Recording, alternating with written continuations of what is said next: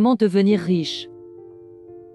Dans cette vidéo, je vais vous présenter l'arme la plus efficace dont dispose tout un chacun pour réussir sa vie financière. Il ne s'agit pas de quelque chose de difficile à comprendre, bien au contraire. C'est simple. Une fois expliqué, c'est évident. Et donc, on en parle très rarement. Car personne ne se rend intéressant ou original en essayant d'expliquer quelque chose de trop simple sur l'argent. Devenir riche en partant de zéro doit forcément être compliqué. Vous pensez commencer à investir dans des actions, de l'immobilier, de l'or ou même dans des crypto-monnaies. Je vous propose de commencer par un petit tour du côté d'une simplicité enrichissante, devenir plus riche, un peu, beaucoup. Peu après son départ en retraite, un ami m'a rappelé que je lui avais parlé de l'arme efficace à la disposition de tout le monde, et que sa situation était aujourd'hui différente grâce à cette discussion d'autrefois. Je ne lui avais pourtant rien révélé d'extraordinaire. J'avais seulement attiré son attention sur un principe dont le seul défaut est d'être tellement évident qu'on oublie d'y prêter attention. Mais comment, d'abord, en étions-nous venus à évoquer ce principe? Notre conversation portait en fait sur l'économie.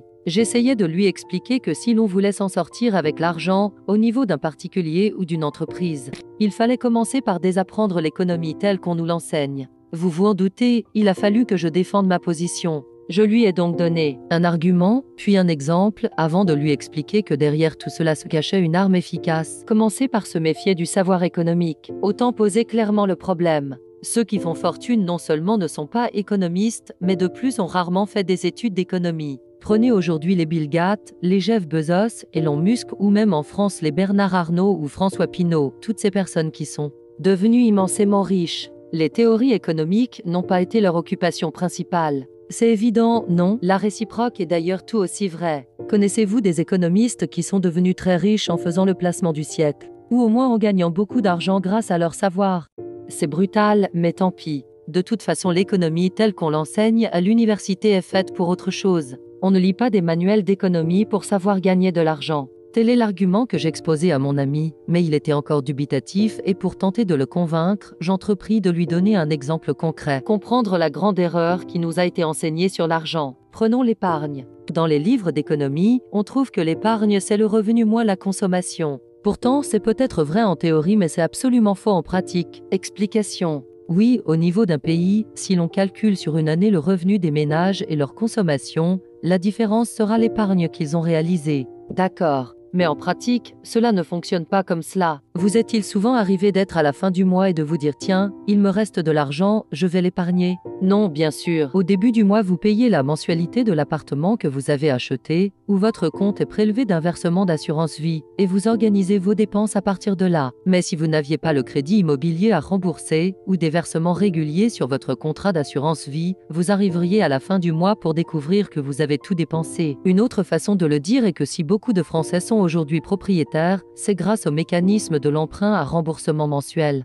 S'ils avaient dû épargner d'abord pour acheter ensuite leur appartement ou leur maison, avec leur épargne, combien auraient réussi à le faire? L'épargne se fait au début du mois. Autrement dit, d'un point de vue concret, applicable, ce n'est pas l'épargne qui est égale au revenu moins la consommation, c'est la consommation qui est égale au revenu moins l'épargne. L'épargne se fait au début du mois, pas à la fin. L'épargne se décide. Pour chacun en fonction de ses moyens et de ses charges, évidemment, mais elle se décide. Là, mon ami avait compris. J'avais seulement dépoussiéré quelque chose qu'en pratique nous savons tout. Les livres d'économie ne racontent pas forcément la vraie vie, c'est ce que j'avais voulu illustrer par cet exemple. Mais puisque nous en étions là, je voulus aller plus loin et frapper fort, en lui montrant que derrière cette remise à l'endroit de la définition de l'épargne, se cache une arme terriblement efficace dont tout le monde peut disposer. Imaginez une solution toute simple pour améliorer sa vie financière. Je lui dis ceci, imagine un montant de 100 000 € que tu aurais en plus sur ton compte bancaire. Juste maintenant. Il me répondit qu'il aimerait bien que cela modifierait sa situation future et il éclata de rire. Je lui proposai alors une petite expérience de pensée.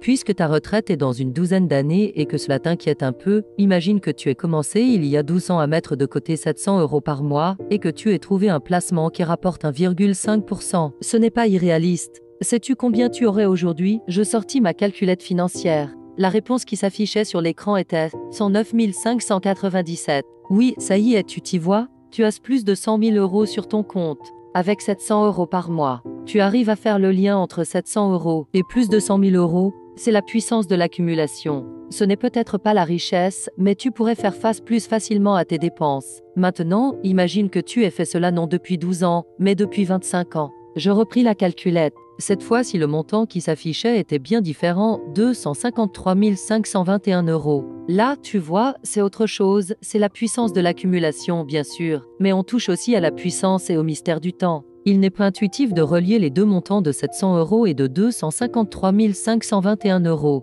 sans aucune prouesse sur la façon de placer son argent, puisque le taux d'intérêt supposé est vraiment très faible. Tu aurais le sentiment d'être un peu plus riche, non? Là, mon ami était impressionné. Rien de nouveau au fond, mais il n'avait jamais regardé les choses sous cet angle. J'avais totalement oublié cette conversation lorsqu'il me la rappela une douzaine d'années plus tard, à l'époque où il prit sa retraite. Il s'en était inspiré, et cela avait changé sa situation financière. Cela me fit plaisir, et je pensais aussitôt que mon impertinence à l'égard des livres d'économie avait au moins été utile à quelqu'un. La vie, le travail et le capital. Il est amusant de feuilleter les magazines sur les placements ou les pages Votre argent des grands médias. On nous parle de bourse, d'assurance vie, d'immobilier, d'or ou d'œuvres d'art comme si nous étions milliardaires et que nous nous demandions comment déplacer notre fortune. D'ailleurs, on voit sur les kiosques des affiches du genre immobilier, c'est le moment d'acheter ou dans quelle ville faut-il investir. Et l'État français n'est pas en reste quand il crée ou modifie régulièrement des avantages fiscaux liés à tel ou tel investissement. Il traite les contribuables français comme si ceux-ci, tout d'un coup, allaient déplacer leurs immenses avoirs. La réalité concrète de l'argent se situe bien loin de ces vastes paysages.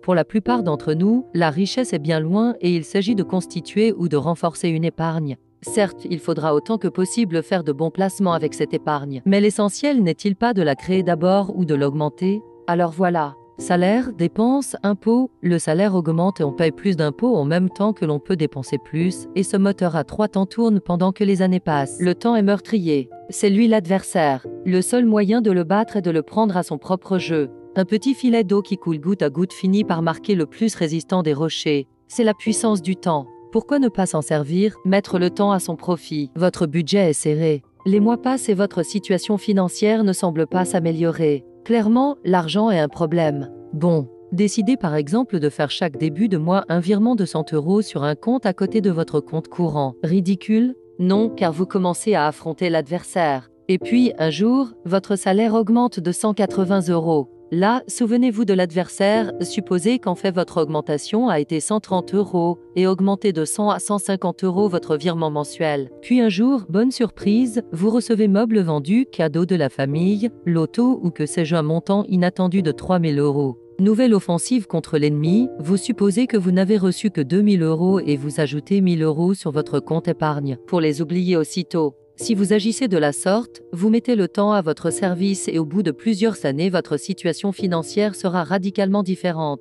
J'ai pris volontairement des montants peu élevés, compatibles avec les revenus de nombreux jeunes couples. Les personnes qui gagnent plus d'argent adopteront une démarche semblable avec 500 ou 1000 voire 2000 €. Elles se battront à leur niveau contre le temps, ou plutôt elles mettront à leur service la puissance formidable du temps. Supposons deux taux d'intérêt pour le placement, 1,5% et 3%, et alignons les années. Voici ce que donnent des versements mensuels de 100, 500 et 2000 €.